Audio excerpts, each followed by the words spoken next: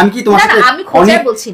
অপরাধ করে বলছি তোমার সাথে আমি আমার ব্রেকআপ হতেই পারে তোমার সাথে আমার একটা মেয়ের সাথে রিলেশন করেছে তার সাথে বলি ওটা না মিলতেই পারে তার সাথে ব্রেকআপ করে আমি বিয়ের পর আমার ডিভোর্স হতে পারে ব্রেকআপের জন্য কেউ মামলা করেই না ব্রেকআপের জন্য কেউ মামলা করে না তো কিসের জন্য মামলা করছিস তুমি আমার বিরুদ্ধে এই যে বললাম কমিটমেন্ট ব্রেকের জন্য তোমার সাথে কোন কমিটমেন্ট ছিল না সারা জীবনে অবশ্যই ছিল আপনি আপনাদের সংবাদ সম্মেলনে বলেছেন আমি লাইলাকে বিয়ে করব যে কমিটমেন্টটা উল্লেখ করছো তুমি যে কমিটমেন্টটা উল্লেখ করছো সেরকম ভাবে তোমার কোন প্রতিশ্রুতি দেখিয়ে তোমাকে ধর্ষণ করা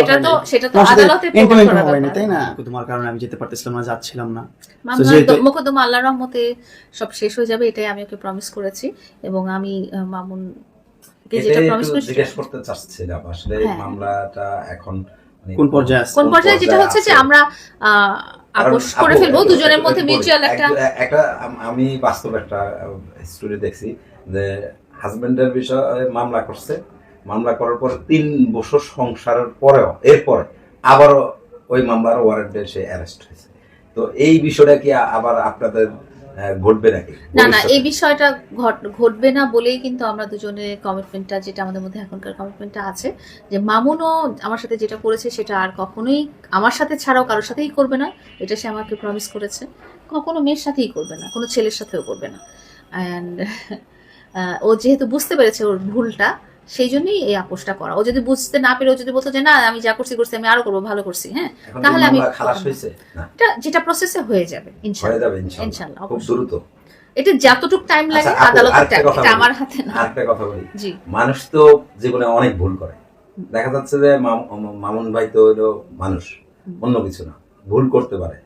দেখা গেল যে 5 বছর পর একটা ভুল করলো তখন আবার আরেকটা মামলা হয়ে যাবে ওর কাছে ওইরকম আপোষনামাতে ওরকম ওর কাছে লিখিত নিয়ে রাখাই হবে ও যদি এই ধরনের কাজ আবার করে তাহলে তো দেওয়া হবে অবশ্যই তাই না হ্যাঁ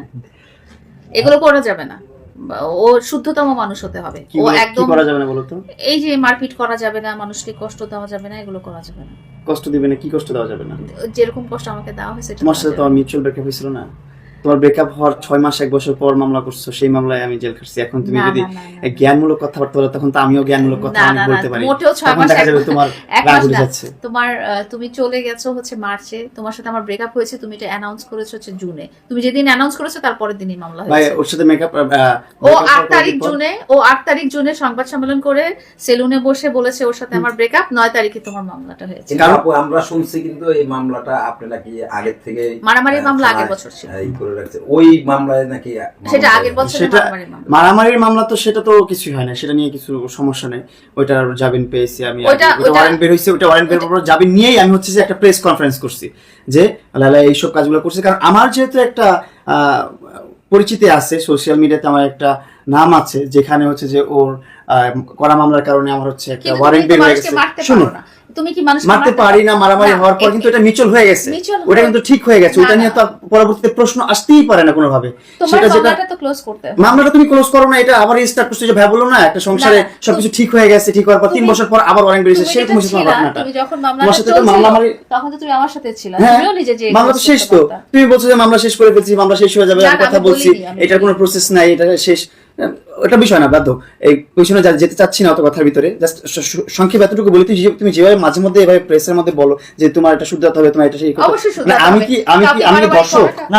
আমি যে ধর্ষণ মামলায় আসলাম কি ধর্ষণ এখানে কিন্তু একটু কথা আছে লায়লা কিন্তু বরাবর কিন্তু বলেছে মামুন সরি বললে আমি এটা প্রথম থেকেই বলেছি আমি সারা জীবনই বলেছি এইটাই তো এখন বারবার কেন আবার খুঁজে বলে এই বিষয় না বারবার কেন তুমি এরকম বলি আমি তো তুলতে যাচ্ছি বলো না এসব আসলে বলবোই না মামলা বিষয় দেখা যাচ্ছে যে ভবিষ্যতে মামুন একটা বড় ধরনের অন্যায় করে ফেলবে ভাই আমরা মানুষ ও তো মানুষ ও ভুল আমি অন্যায় করতে পারি ভুল করতে পারি ওর সাথে অন্যায় না করলেই হলো এখন একটা বিষয় যে ভবিষ্যতে আপনি যেটা বললেন যে ভবিষ্যতে করলে এরকম হতে পারে মানে একটা ইঙ্গিত হবে না জীবনে এসব আমার প্রেগন্যান্সির মধ্যে নাই ইঙ্গিত তো নাই এখানে আমার জীবনে আর কখনো রিলেশন মধ্যে আমার ইন্টারেস্টই নাই এখন আর রিলেশন